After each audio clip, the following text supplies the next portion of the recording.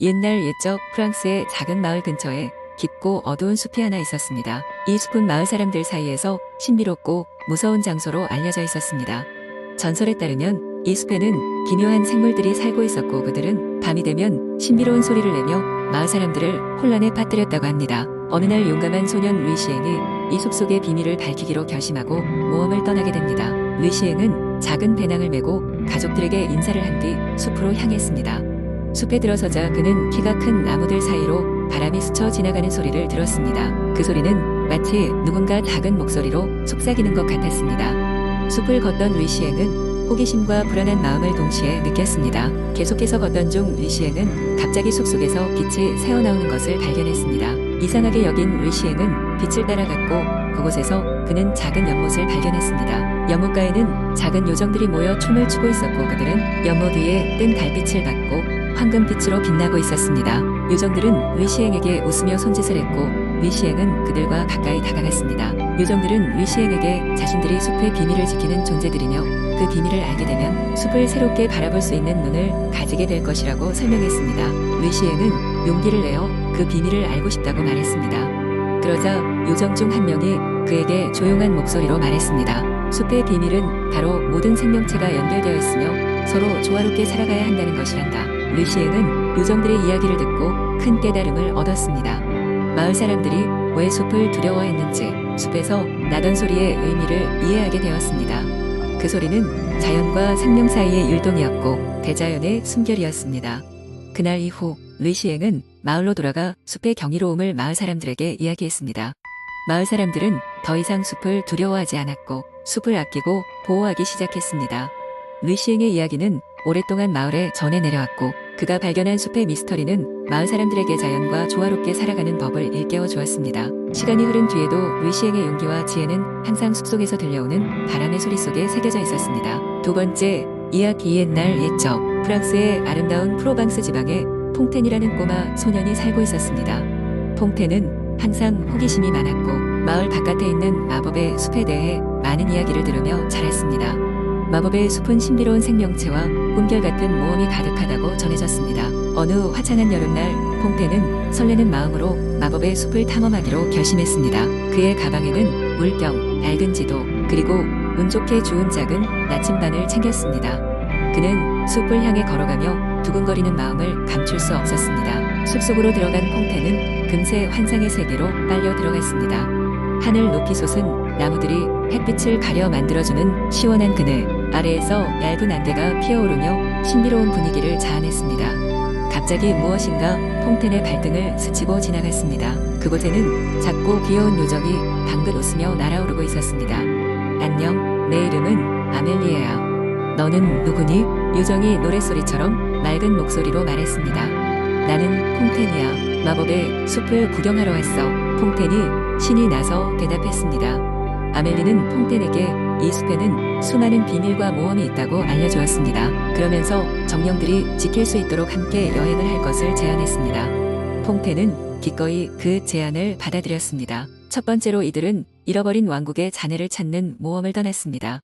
그곳은 과거 엘프들이 살았던 장소로 전해졌습니다. 퐁텐은 아멜리와 함께 고대 문양이 새겨진 돌탑을 발견했고 그곳에서 수백 년 전에 숨겨진 마법의 열쇠를 찾아냈습니다. 그 열쇠는 나무 아래 숨겨진 비밀의 세계로 들어가는 문을 열었습니다. 그 안에는 사람 크기만 한 거대한 나비들이 날아다니고 노래하는 새들과 춤추는 꽃들이 가득했습니다. 퐁텐은 이 광경에 넋을 잃고 말았습니다. 그리고 마법의 호수에 도착했을 때 그들은 호수의 정령인 세레스를 만나게 되었습니다. 세레스는 그들에게 숲의 풍요로움과 평화를 유지하는 것이 얼마나 중요한지를 설명하며 이 세계의 균형을 지키는 것을 도와달라고 했습니다. 퐁텐과 아멜리는 세레스의 부탁을 수락했고 그 대가로 신비로운 힘을 얻게 되었습니다. 그들은 지혜와 용기를 갖게 되었고 두려움과 불확실성 앞에서도 굴하지 않도록 마법의 숲이 주는 가르침을 받았습니다. 그 후 두 친구는 숲속 깊은 곳으로 가서 불의 정령을 만나 함께 모험을 지속했습니다. 불의 정령은 퐁텐에게 두려움 없는 마음과 천리안을 주었습니다.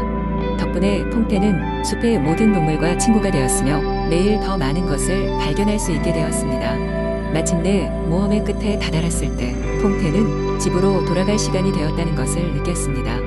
아멜리와 작별 인사를 나누면서 퐁테는 다시 이곳을 찾아오겠다고 약속했습니다. 그의 가슴 속에는 이 마법의 숲과 아멜리에 대한 따뜻한 추억이 가득 차 올랐습니다. 집으로 돌아온 퐁테는 그의 용기 있는 탐험 이야기를 모두에게 들려주었습니다. 마을 사람들은 그의 이야기에 깊이 감동받고 그날의 기억을 소중히 여겼습니다. 퐁테는 그 후로도 많은 사람들과 함께 모험을 떠났고 마법의 숲이 주는 진정한 의미를 세상에 널리 전파했습니다. 세 번째, 이야기 옛날 옛적. 프랑스 파리의 심장부에 위치한 루브르 박물관에는 사람들로부터 숨겨진 비밀방이 하나 존재했습니다. 이 방 안에는 여러 세기를 거쳐 내려온 신비로운 마법의 거울이 있었는데, 거울은 마음이 순수한 자에게만 자신이 가진 특별한 능력을 보여주었습니다. 많은 이들이 거울의 전설을 듣고 호기심에 휩싸여 그 방을 찾아왔지만 대부분 좌절하거나 어떤 이들은 아예 그 방을 찾을 수 없었습니다. 그러나 한 명의 어린 소녀 마리안느는 자신의 꿈속에서 이 거울을 보고 새로운 모험을 시작하기로 결심했습니다. 그녀의 할머니가 들려준 이야기에 따르면 마법의 거울은 희망이 가득한 마음을 가진 사람에게만 모습을 드러낸다고 했습니다. 마리안느는 작은 도시에서 파리로 여행을 떠났습니다. 그녀는 긴 여정 중에 만난 사람들에게서 도움을 받으며 결국 루브르 박물관에 도착하게 되었습니다. 그녀는 박물관의 곳곳을 돌아다니며 거울이 숨겨진 방을 찾아 헤맸습니다. 그러던 중 박물관 지하의 오래된 서고에서 한 명의 늙은 관리인을 만났습니다. 그는 마리안느의 눈빛에서 맑고 순수한 무언가를 보았는지 특별한 지도를 건네주었습니다. 지도를 따라 마리안느는 여러 차례 미로처럼 얽힌 복도를 지나 결국 비밀방에 도착하게 되었고 그곳에서 아름답고 신비로운 모양의 거울을 발견했습니다. 거울은 그녀 앞에서 빛나기 시작했고 마리안느는 주저없이 거울을 응시했습니다.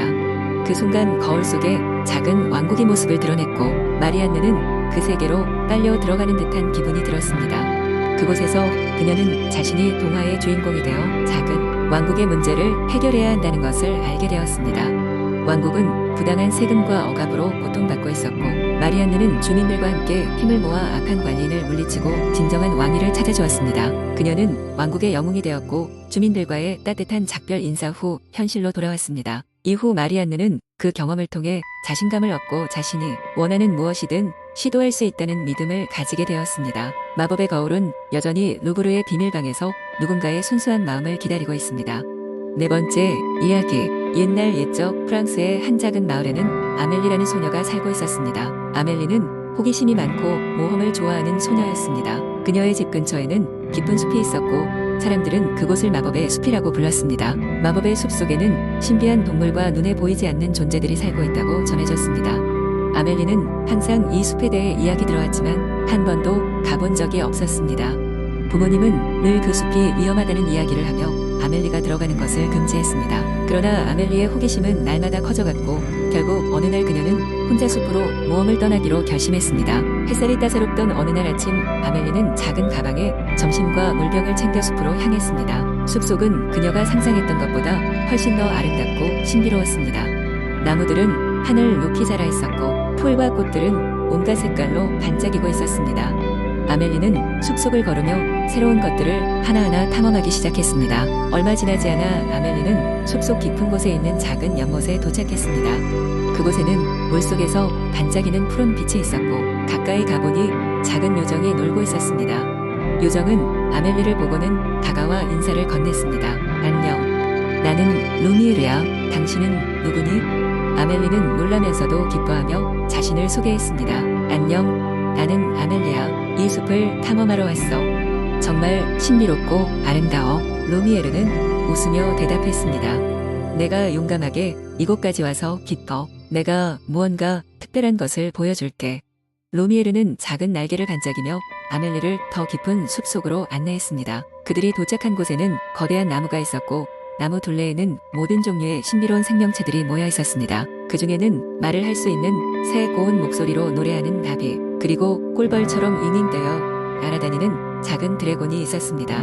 루미에르는 아멜리에게 이곳이 마법의 숲의 중심지이며 여기 모인 생명체들은 모두 숲을 지키기 위한 임무를 가지고 있다고 설명했습니다. 아멜리는 이 모든 것에 놀라며 흥미로움에 가득 차 있었습니다. 그녀는 루미에르와 함께 하루 종일 숲속을 탐험했고 수많은 친구를 사귀었습니다. 그러나 시간이 흐르자 아멜리는 집에 돌아가야 할 시간이 되었음을 느꼈습니다. 그녀는 새로운 친구들과 작별 인사를 나누며 꼭 다시 찾아오겠다고 약속했습니다.